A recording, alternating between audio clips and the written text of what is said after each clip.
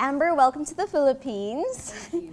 I've seen the movie last night, and Okay. yes, Oh, Mera is such a strong female character, and you've made a lot of women around the world proud with that. So Thank you my so question for you is, when you look back at your life right now, for the past years that you've been alive, what was the proudest moment in your life as a woman? What was the thing? You know, I think that that's a great question, and I think upon reflection, I'd have to say that the things that I'm the most proud of, the things that sit with me, the things that I'm most proud of in my life are strangely not what you would expect. I'm proud to be in this movie. I'm proud to be in the movies I've made. I'm proud to have an opportunity to participate in life in the area in the way that I am.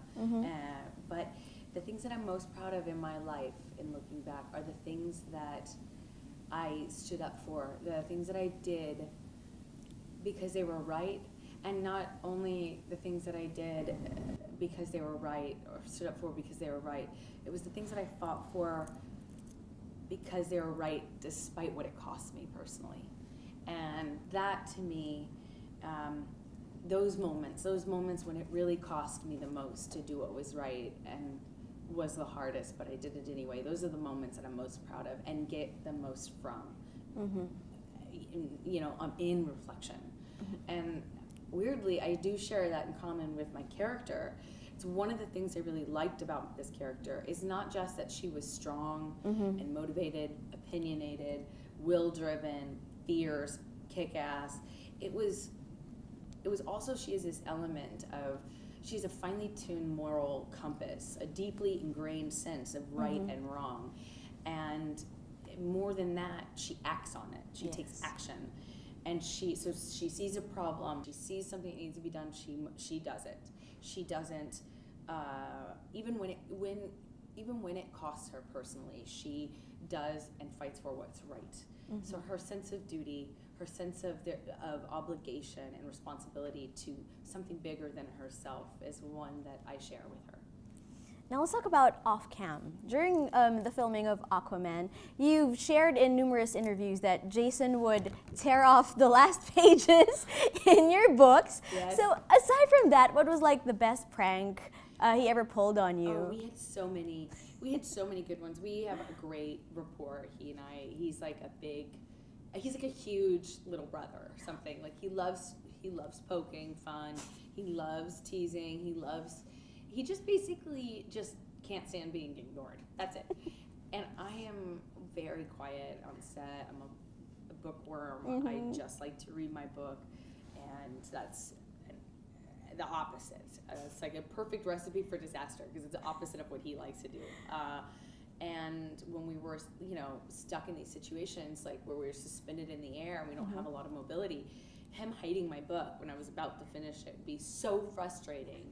But also it's endearing, I mean, there are so many, but the banter that we have between us is pretty organic. You can see it in the movie and off camera too. Now, what are your plans for 2019? I'm really looking forward to kind of being more involved there's some projects that I'm looking at, and that's really exciting for me. But in general, my plans go beyond just filming movies.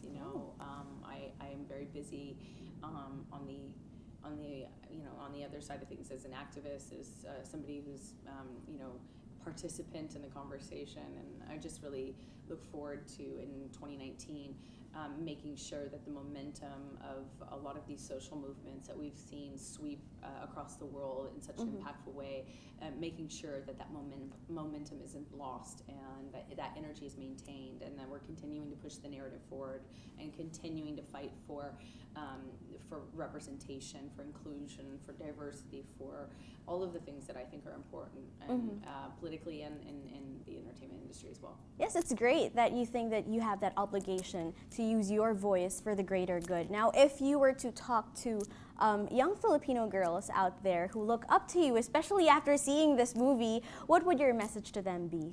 To do it. to do it themselves. No one's going to change it for you. No one's going to change things to make the workplace more fair.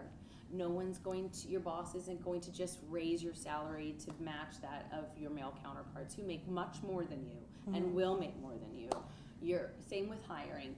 They're not going to just change hiring practices. We're not going to see more roles just be given to women that more accurately portray some of the wide, varied, nuanced elements of the female perspective. We can't ask for these things to be given to us. We do it ourselves. You have to stand up and fight for it from a really early age. You have to ask for transparency in pay, in wage, with regards to wages. You have to fight for it to be enacted when it is unfair. You have to fight for pick up the pen, pick up the cameras, write the scripts. We need to be a part of the change, and we can't expect anyone to help us, because relying on men to do it for us has gotten us where, ladies? Nicely put. And lastly, can you please say "I love you" in Filipino? I'll teach you how. Okay. It's mahal ko kayo. Mahal ka kayo. Mahal ko kayo. Mahal ko kayo. Yes.